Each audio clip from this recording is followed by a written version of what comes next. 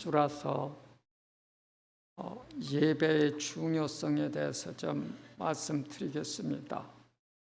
예배의 중요성을 잘 아시겠지만 다시 한번 깨달으시고 금년 한 해는 물론이요, 주님 부르시는 그날까지 온 생애 동안 예배를 잘 드리시는 축복이 있으시고, 또한 예배 잘 드림으로 자손과 민족이 복되기를 축원합니다. 우리 그리스도인들이 가져야 될 최상의 신앙 자세는 하나님을 존중히 여기고 경외하는 것입니다. 잠언서의 시작은 여호와를 경외하는 것이 지식의 근본이다, 그리 말씀하고, 또 철학서와 같은 전도서의 결론은 하나님을 경외하고 그 명령을 지키는 것, 이것이 인간의 본분이다 말씀했고, 시편에서는 호흡이 있는 자마다 여호와를 찬양하라는 말씀으로 끝을 맺습니다. 그리고 성경 전체에서는 너는 마음을 다하고 뜻을 다하고 힘을 다하여 주 너의 하나님을 사랑하라, 이것이 첫째 되는 계명이다 말씀하십니다.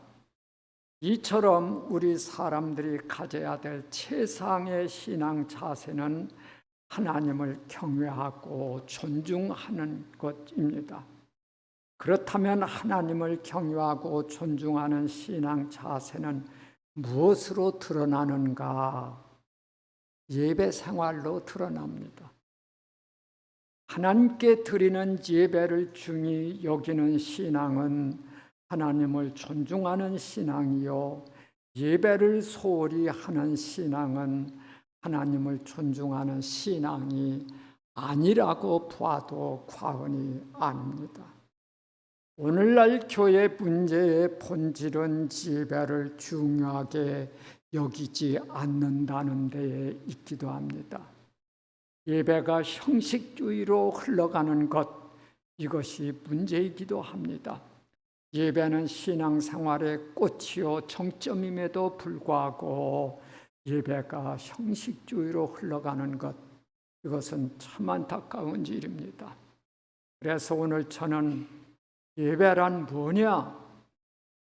예배의 대상은 누구냐? 그리고 예배의 중요성은 뭐냐? 그리고 교회가 해야 될 가장 우선순위가 뭐냐? 하는 걸 좀 말씀드리려고 합니다. 먼저 예배란 뭐냐? 요한계시록 5장 14절에 의하면 내 생물이 이르되 아멘하고 장로들은 엎드려 경배하더라. 24 장로들이 보좌에 앉으신 이 앞에 엎드려 경배하고 관을 드리더라. 마태복음 2장 엎드려 아기께 경배하고 황금과 유황과 보약을 제물로 드리니라. 이 말씀에서처럼 예배란 엎드려 경배하고 예물 마음을 드리는 것입니다. 그러니까 최고의 존경심을 나타내기 위해서 엎드리고 절하고 마음의 표현을 예물로 드리는 행위입니다. 그러므로 예배란 마음과 뜻과 정성을 다해 내 몸을 드리는 행위이지 무엇을 얻어내는 행위가 아닙니다. 우리는 예배를 통해서 무엇인가 얻어내야 된다고 생각을 합니다. 물론 하나님께서는 예배자에게, 예배 드리는 자에게 개인과 가정과 국가적으로 복을 주십니다. 갖가지 은혜를 주십니다. 그러나 예배의 본질은 엎드려 경배하며 예물로 마음을 표현하는 것입니다. 마치 우리가 부모님 생일 때 부모님을 찾아뵙고 인사드리고 선물 드리는 것은 부모님 은혜에 대한 감사 표시지 부모님으로부터 뭘 얻어내려고 그러는 것이 아닌 것과 같습니다. 우리는 예배 때 찬송을 부르는데 사실은 이 찬송도 분위기 띄우기 위해서 부르는 게 아니고, 여기서 찬자는 높을 찬자, 하나님을 높여 드리는 노래다라는 뜻으로 찬송입니다. 이처럼 예배란 엎드려 경배하며 예물 드리는 것. 그럼 다음에 예배 대상이 누구냐 하는 것입니다. 예배가 엎드려 경배하며 예물 드리는 행위라면 과연 누구에게 엎드리고 누구에게 경배하고 누구에게 마음을 드려야 하느냐 하는 것입니다. 아무리 정성된 예배를 드린다 해도 예배 드릴 가치가 없는 대상에게 예배 드린다면 그것은 예배가 아니라 우상 숭배나 미신 숭배가 되고 맙니다. 그러므로 누구에게 예배 드려야 하느냐 하는 것, 이 예배 대상을 바로 아는 것은 중요한 문제입니다. 그러면 우리는 누구에게 예배 드려야 하는가? 피조물은 예배 대상이 아닙니다. 로마서 1장 23절에 의하면 타락된 사람들이 피조물을 조물주보다 더 경배하고 더 섬길 뿐만 아니라 하나님의 영광을 썩어질 사람과 짐승과 동물 모양의 우상과 바꿨다 했습니다. 그 무엇이 됐든 보이는 것이든 보이지 않는 것이든 피조물은 예배 대상이 아닙니다. 남미 잉카 사람들은 곤도라 독수리를 신으로 숭배합니다. 인도에서는 소를 신으로 숭배하기도 했습니다. 캄보디아에서는 뱀을 신으로 숭배했습니다. 로마에서는 태양을 신으로 숭배했습니다. 우리나라에서는 심지어 동네에 큰 고목나무만 있어도 숭배했습니다. 그리고 바다에는 용왕님이 계시다고 사람을 제물로 사다가 바다에 던지기도 했습니다. 이처럼 피조물은 결코 예배 대상이 돼서는 안 됩니다. 두 번째, 또 사람도 예배 대상이 아닙니다. 그 어떤 사람이 아무리 능력 있고 아무리 위대하고 아무리 높은 사람이라 하더라도 사람은 예배 대상, 숭배 대상이 아닙니다. 사람은 모두 죄인에 불과합니다. 역사상 황제들이, 군주들이, 독재자들이 자기를 신으로 숭배하기를 원했고 강요하고 그랬습니다. 성경에서 느부갓네살 왕이 그랬고 헤롯 왕이 그랬습니다. 현대는 폭력당에 아마 김씨도 그런 것 같고 또 나라의 사이비 교주들도 그렇습니다. 사도행전 14장에 의하면 두 전도자 바울과 바나바가 나면서부터 걷지 못하는 사람을 고쳤을 때 무리가 몰려와 제우스 신이 나타나셨다, 헤르메스 신이 나타나셨다 하면서 소와 꽃다발을 가지고 와서 이 바나바하고 바울에게 제사를 드리려고 그럽니다. 이때 바울 바나바는 옷을 찢으면서 우리도 여러분하고 똑같은 성경을 가진 인간에 불과합니다. 우리가 복음을 전하는 이유는 바로 이런 헛된 일을 하지 마시고 천지를 창조하신 하나님께만 예배드리려고 하게 하려고 그럽니다 라고 하면서 빨렸습니다. 베드로 사도가 고넬료의 집에 갔을 때 환상을 봤던 고넬료가 베드로에게 엎드려서 막 절을 합니다. 그때 베드로 사도도 붙잡아 일으키면서 나도 똑같은 사람입니다. 저에게 이러지 마십시오. 말렸습니다. 이처럼 사람은 아무리 능력이 있어도 아무리 위대해도 숭배 대상, 예배 대상이 아닙니다. 그렇다면 누가 예배 대상인가? 오직 창조주 하나님께서만이 유일하신 예배 대상이십니다. 성부, 성자, 성령, 성삼의 하나님께서만이 우리가 예배드리고 온 세상 만물이 예배드리고 숭배해야 될 예배 대상이십니다. 하나님만이 온 천하 만물이 우러러 찬양 드려야 될 예배 대상이십니다. 출애굽기 20장에 뭐라고 그래요? 너는 나 외에 다른 신들을 내게 있게 말지니라. 하늘에 있는 것이든 땅에 있는 것이든 물속에 있는 것이든 그것들에게 절하지 말며 섬기지 말라. 나 내 하나님 여호와는 질투하는 하나님이니라 말씀합니다. 그런즉 하나님께서만이 우리의 유일한 예배 대상이십니다. 하나님께서만이 창조주이시고 유일한 하나님이시고 우리의 생사화복 흥망성쇠의 주권자이십니다. 그럼 이제 셋째로 예배의 중요성을 좀 말씀드리겠습니다. 왜 예배가 중요할까? 예배 안 드리면 안 되나? 우선 그 중요성을 좀 살펴보면 예배는 인류 최초부터 하던 일이기 때문에 중요합니다. 창세기 4장에 의하면 가인과 아벨의 예배가 나옵니다.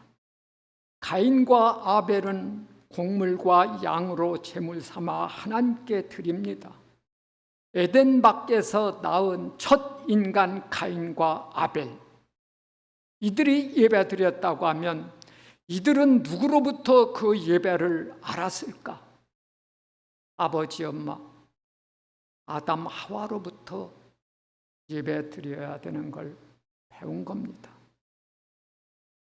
그렇다면 예배는 이미 아담, 하와 때부터 시작됐던 일입니다. 그러니 중요하죠. 그리고 예배는 홍수 심판에서 구원받은 노아 가족이 처음 한 일이기도 합니다. 노아 가족은 1년 열흘 만에 방주에서 나와 땅을 밟았는데 그때 너무도 감격해서 짐승과 새를 골라 제물 삼아 하나님께 예배드립니다. 구원해 주신 하나님께. 다음에 예배의 중요성은 하나님께서 이스라엘 백성을 구원하신 이유를 볼 때도 알 수 있습니다. 하나님께서 미디안 광야에 있던 모세를 불러 애굽에 보내면서 그 보내시는 이유를 말씀해 주셨는데 이렇게 말씀했습니다. 모세야, 내가 그 백성을 애굽에서 인도하여 낸 후에 너희가 이 산에서 하나님을 섬기리니 이것이 내가 너를 보내는 증거다. 또 모세 너는 바로에게 가서 말하기를 내 백성을 보내시오. 그들이 나를 섬길 것이니라 하라. 여기서 하나님을 섬기게 하려고 보내라 한 섬기다란 말은 예배입니다. 예배케 하려고. 하나님께서 모세를 보내 이스라엘 백성을 애굽에서 구원해내시는 이유는 하나님을 예배케 하기 위해서였습니다. 그래서 이스라엘 백성들은 가나안 땅에 들어가자마자 먼저 절기를 지키면서 예배를 드렸지요. 우리 신약에 와서 하나님께서 예수 그리스도를 통해서 우리를 구원하신 이유도 뭔가? 예배케 하려고. 에베소 1장에 의하면 하나님께서는 창세전에 우리를 택했어요. 그리스도께서는 그의 피로 우리를 속량하셨어요. 성령께서는 그의 말씀으로 우리 마음 가운데 도장을 꽝 찍어서 너는 내 거다 라고 삼으셨어요. 그렇게 예수 믿는 신자가 되게 하셨는데 그 이유는 뭔가? 에베소 1장에 의하면 하나님의 영광을 찬미케 하려 함이라. 하나님의 영광을 찬송케 하려 함이라 말씀합니다. 이렇게 예배는 우리를 구원하신 목적을 볼 때도 중요합니다. 다음에 예배는 안식일 제도, 절기 제도를 볼 때도 중요합니다. 왜 안식일을 지키라 하시고 유월절, 오순절, 초막절을 비롯해서 각종 절기를 반드시 지키라고 말씀하셨을까? 하나님의 백성들이 절기 때마다 꼭 행한 일이 뭔가? 그것은 하나님의 은혜를 되새기며 전체가 모여서 예배하는 일이었습니다. 이날은 온 백성들이 모든 일손을 놓고 안식하며 하나님께 예배드리는 일에 집중했습니다. 그래서 짐승도 쉬게 하라, 일꾼들도 쉬게 하라, 노예들도 쉬게 하라, 다 쉬어라. 그리고 예배드리는 일에 집중해라. 심지어 예배에 참여치 않는 백성은 퇴출시켜라, 쫓겨내라 라고까지 말씀했어요. 다음에 또 성막제도, 성전제도, 제사장 제도도 예배를 중요성을 알려줍니다. 성막은 하나님께서 알려주신 설계에 따라 만든 천으로 된 이동식 예배당이 성막입니다. 백성들이 움직일 때 성막도 뜯어 운반했고, 백성들이 머무를 때는 그 성막을 백성들의 진을 친 야영 그 중심에다가 설치했습니다. 이렇게 이 성막은 하나님의 임재 처소, 백성들의 예배 중심지였습니다. 이 성막은 이스라엘 백성들이 광야 시대를 지나고 가나안에 들어가 사사 시대를 지나고 왕정이 될 때까지 예배 중심지였습니다. 그러다가 솔로몬 시대에 되자 드디어 돌하고 목재와 쇠로, 철로 성전을 웅장하게 건축하여 예배 처소가 됩니다.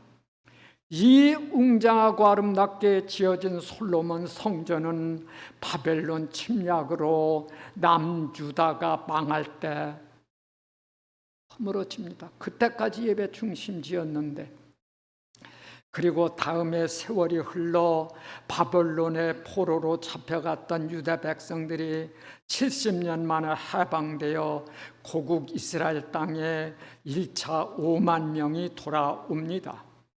그런데 70년 만에 돌아오는 그들의 주된 목적, 주된 소원, 일구월심이 뭐였나? 그것은 예루살렘 성전을 다시 짓고 예배를 드리고 회복하는 거였습니다. 예배 드리는 것. 그들이 돌아오자 제일 먼저 한 일은 성전 짓는 일이었습니다. 그들은 왜 그렇게 성전 짓는 일이 소원이었던가? 하나님을 향해 예배를 회복하고자 하였습니다. 이스라엘 백성들은 포로로 있을 동안도 예배드리던 예루살렘 성전을 향해서 기도도 하고, 다니엘도 성전 쪽으로 창문을 열어놓고 기도하고, 거기에 예배를 그리워하면서 울고 그랬습니다. 빨리 해방되어 고국 예루살렘에 돌아가고자 한 그 이유는 예배드리던 성전. 그래서 그들이 돌아오자 제일 먼저 한 일이 성전 짓는 일이었습니다. 그날 그들은 성전 토를 놓으면서 기뻐서 울기도 하고, 옛 성전을 생각하면서 울기도 하고, 울음바다가 됐었지요. 이렇게 성막과 성전은 이스라엘 백성들의 예배 중심지요, 삶의 중심지였습니다.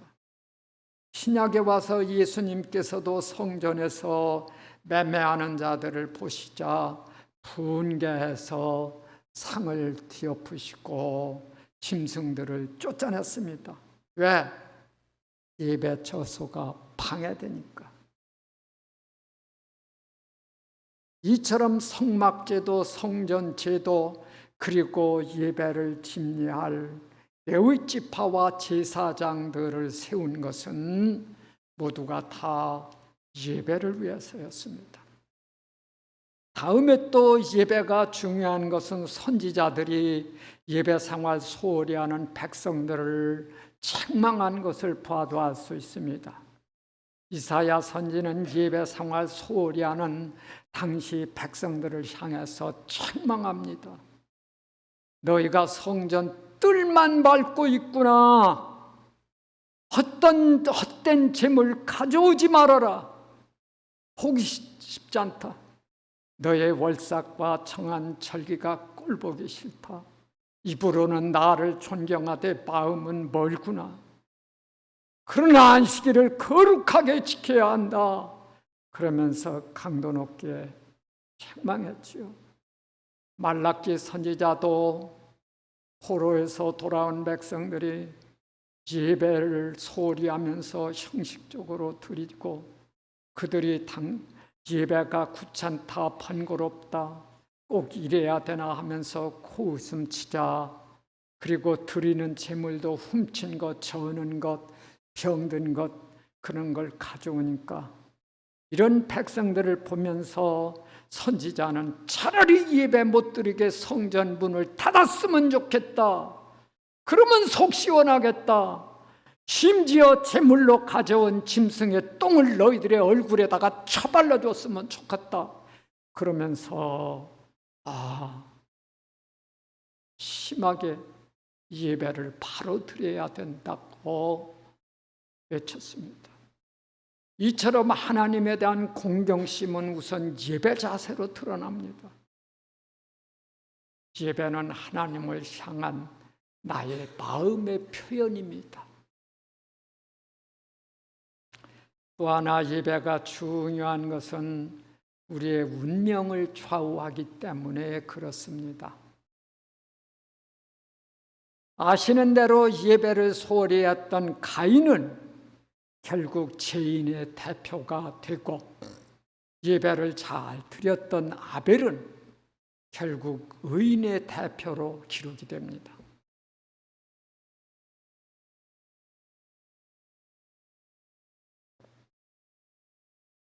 왜 하나님께서 가인의 예배는 인정치 않으시고 아벨의 예배는 인정하셨는지 확실히는 알 수 없어요. 재물 문제일 수도 있고 정성 문제일 수도 있고 믿음의 문제일 수도 있고 이미 종기 장로님이 말씀하신 대로 요한일서 3장에서 가인은 악인의 징표로 되어 있는데 그래서 그랬는지. 그러나 분명한 것은 예배 때문에 두 사람의 운명이 갈립니다. 한 사람은 살인을 하는 악인의 대표로 기록되고 한 사람은 믿음으로 산 의인의 대표로 기록됩니다. 예배가 그렇게 운명을 갈라놓았습니다.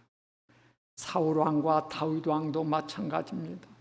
사울왕의 일생에서는 하나님께 예배드렸다, 기도했다라는 기록이 별로 없습니다.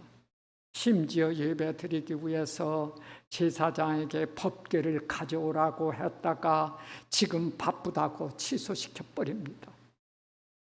예배를 소홀히 했던 사울은 결국 악령에 사로잡혀 시달리고 말지요. 반대로 다윗의 생애는 예배 생애였고 찬송의 생애였고 그리고 기도의 생애였습니다.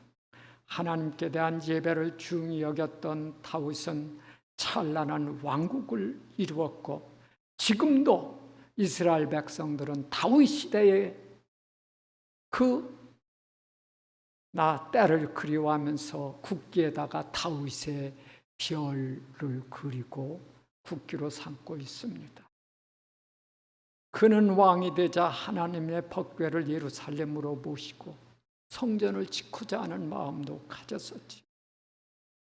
솔로몬 왕도 왕이 되자 기브온에 찾아가 일천 번제를 드리며 하나님께 예배를 드렸는데 그때 뜻밖의 하나님께서 꿈에 나타나셔서 내 소원이 무엇냐고 물으셨고 백성을 위해서 정치를 잘 할 수 있도록 지혜를 구한 그에게 하나님은 지혜뿐만 아니라 부강함도 주셨습니다. 이런 운명은 제사장 가정에서도 일어났습니다. 나답과 아비후입니다. 나답과 아비후는 이스라엘 초대 제사장 아론의 아들들입니다. 그들은 아버지 아론과 함께 제사장으로 임직이 됐습니다. 기름 부음 받았습니다. 그런데 잘못된 예배를 드리다가 예배 중에 성막 안에서 죽게 됩니다. 그들은 하나님의 명령을 어기고 자기들 멋대로 다른 불을 담아다가 분향하려 했습니다. 그러다 강당에서 불이 나와서 살라지게 됩니다. 이때 하나님께서 하신 말씀이 이렇습니다. 나는 나를 가까이 하는 자 중에서 내 거룩함을 나타내겠고 온 백성 앞에서 내 영광을 나타내리라 하셨느니라. 아무리 제사장이라 하더라도, 아무리 직분자라 하더라도 예배를 모독했던 나답과 아비후는 하나님의 징계를 받을 수밖에 없었습니다. 나답과 아비후는 예배 때문에 그렇게 생사가 바뀝니다. 또 있습니다. 이런 예는 홈리와 비느하스라고 하는 인물입니다. 홈리와 비느하스는 제사장의 아들들로서 아버지 이어서 제사장 일을 해야 될 자였습니다. 그런데 그들이 하나님 앞에서 못된 짓을 합니다. 백성들이 예배드리기 위해서 가져온 제물을 하나님께 드리기 전에 강제로 뺏어다가 구워 처먹었습니다.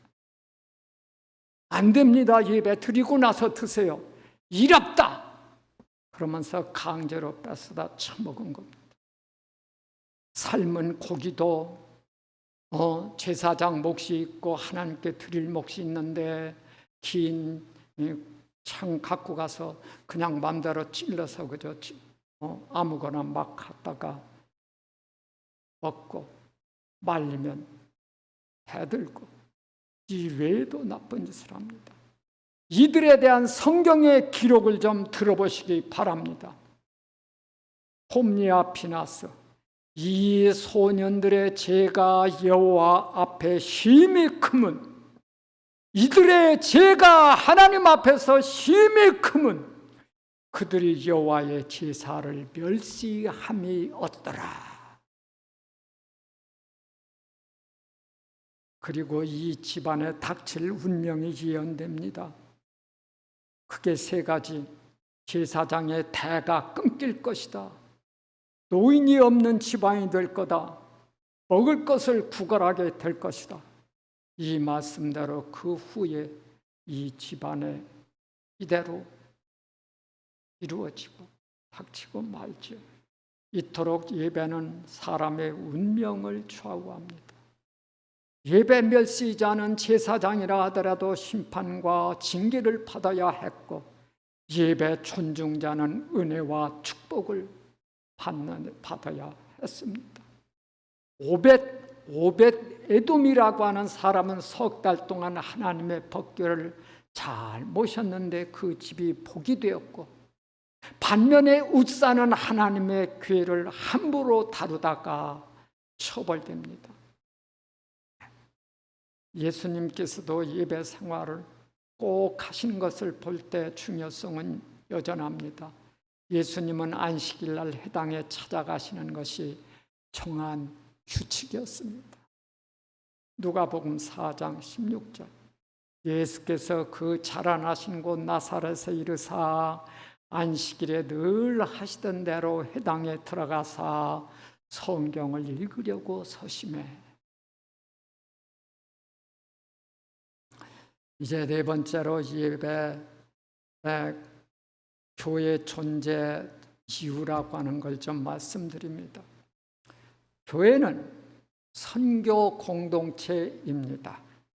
그래서 전도하고 선교가 꼭 해야 되지요. 교회는 사랑의 공동체입니다.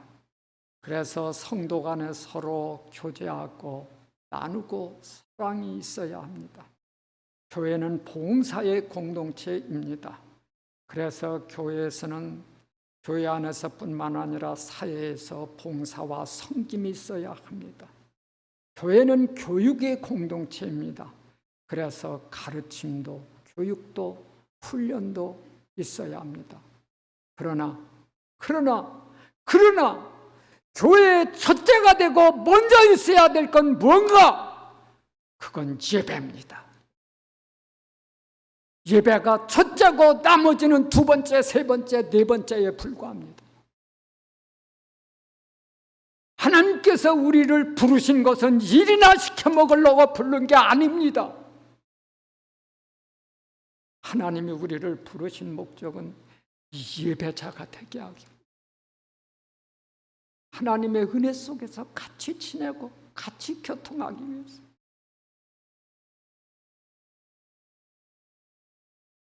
사도행전 13장에 가보면 13장 1, 2, 3절에 보면 교회의 우선순위가 무엇인가를 잘 알려줍니다. 이 안디옥 교회였는데, 사도행전 13장, 이 안디옥 교회에서 바나바와 사울을 선교사로 파송하라고 하나님의 성령께서 명하십니다. 그래서 교회에서는 바나바와 사울을 안수하여 선교사로 파송하는데, 이때 언제 그렇게 하셨는가? 주를 섬겨 금식할 때 성령이 이르시되, 주를 섬겨 금식할 때에, 여기서 주를 섬겨 금식할 때에 라는 말씀은 뭔가? 그것은 주께 예배 드리며 금식할 때에. 그래서 교회에 아무리 중요한 일이 있어도 바로 예배가 먼저였습니다.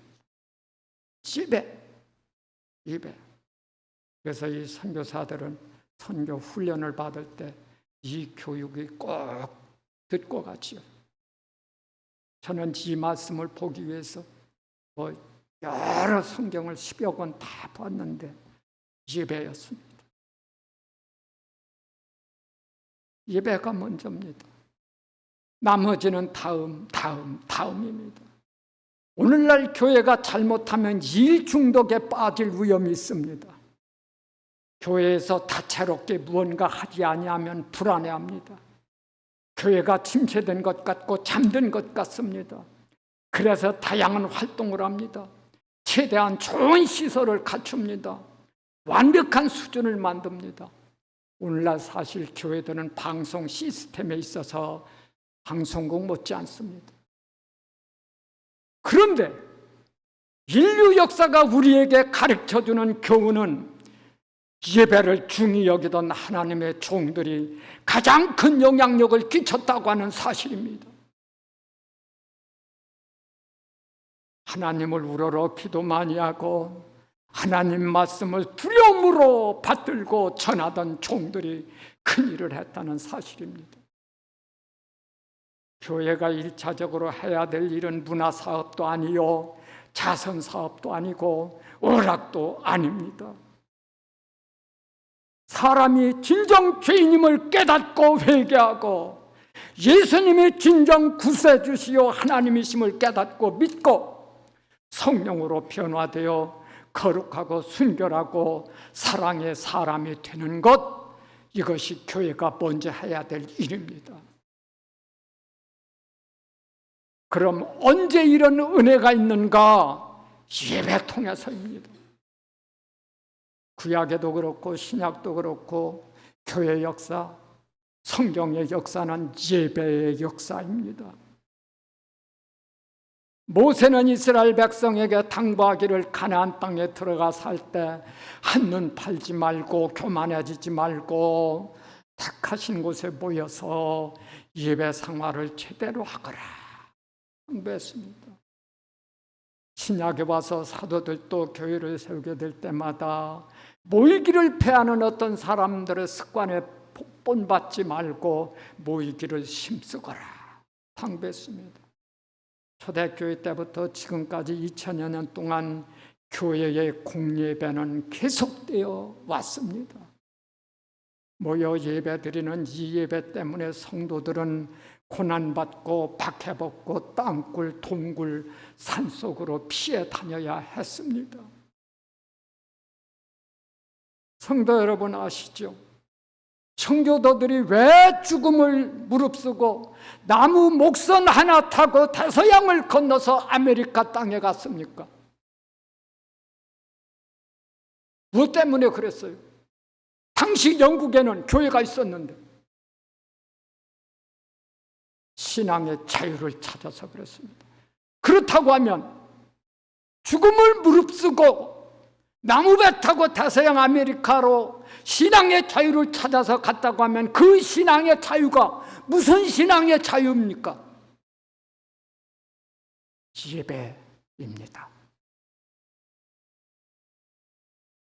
당시 영국에는 국교회가 있어서 청교도들의 예배 생활을 억누르고 있었습니다. 못하겠습니다. 신앙생활에서 예배가 없어지면 뭐가 남을까요? 예배가 없어지면 이 예배당 필요할까요? 예배가 없어지면 안식일이 필요할까요? 예배가 없어지면 설교가 필요할까요? 예배가 없어지면 찬양이 필요한가요?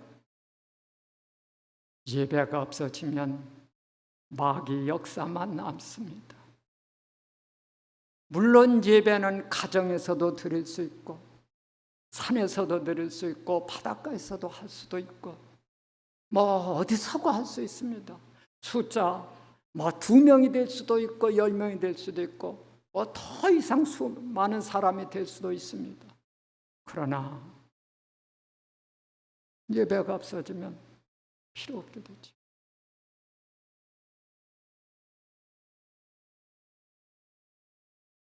유럽에서 목회하다가 오신 김승연 목사님이라는 분이 쓴 책에 의해 보았는데 유럽 교회의 몰락 이유는 예배를 소홀히 했기 때문이라고 그 목사님이 썼더라고요. 유럽에서 오래 사시다가 왔는데 아시죠? 유럽 교회 카페로 넘어가고 술집으로 넘어가고 모슬렘 사원으로 넘어가고 오늘날 교회가 변함없이 중요히 여겨야 될 일은 예배입니다.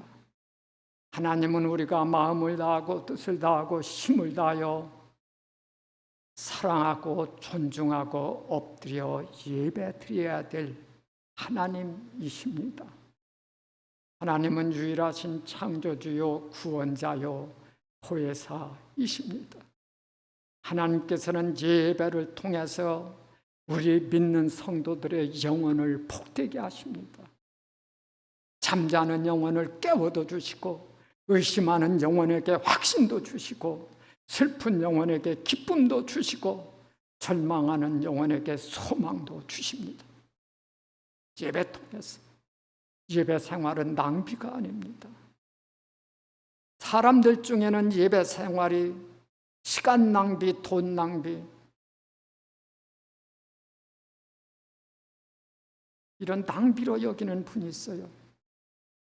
그러나 예배는 인간이 하나님께 드릴 수 있는 가장 고귀하고 가장 거룩하고 가장 성스럽고 가장 값진 행위입니다. 천국은 구원받은 천만 성도들이 보좌에 앉으신 하나님과 승리하신 어린 양 예수 그리스도께 엎드려 찬양과 감사를 드리는 것이 천국입니다. 하나님은 예나 지금이나 예배자의 삶을 경건하게 하시고 가정을 아름답게 하시고 그 자손을 복되게 하십니다. 금년 안에 이 은혜가 성도님들 가정에 충만하시기를 축원드립니다. 이런 일이 있었습니다. 미국에서 남북전쟁이 막 끝나고 두 병사가 이제는 고향으로 돌아가고 있었습니다. 가는 길에 교회당을 만났어요. 마침 주일이었나 봅니다. 한 병사는 야, 친구 보고 우리 예배 드리고 가자. 예배 시간이 된 것 같다. 한 친구는 야, 인마 빨리 가서 한잔 하자. 지금 우리가 전쟁터에서 죽다 살아왔는데 한잔 가서 해야 될 거 아니냐. 실갱이였습니다. 야, 예배 드리고 가자. 한잔 먼저 하자. 그래, 할수 그래? 그러면 너는 그래가지고 한 사람은 예배를 드려 교회당으로 들어가고 한 분은 한잔 하러 술집으로 갔고. 그런데 이 순간이 인생에 완전히 갈라지는 시간이 됩니다. 20년이 지난 후 술집으로 향했던 친구는 알코올 중독자가 되어서 교도소에 들어가 있었고, 교회로 향했던 친구는 미국 22대 대통령이 되었습니다. 그가 바로 클리브랜드 대통령이었습니다. 그는 대통령 취임 때 어머니를 쫙 모셔서 어머니 여기 앉으세요. 야, 내가 거기 가가지고 네가 오히려 폐 안 되겠냐? 아닙니다. 어머니 모셔야 됩니다. 어머니 때문에 제가.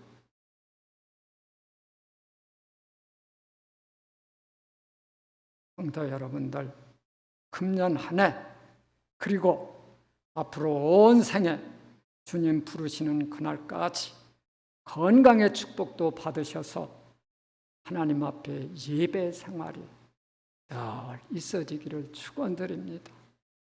기도하겠습니다. 하나님,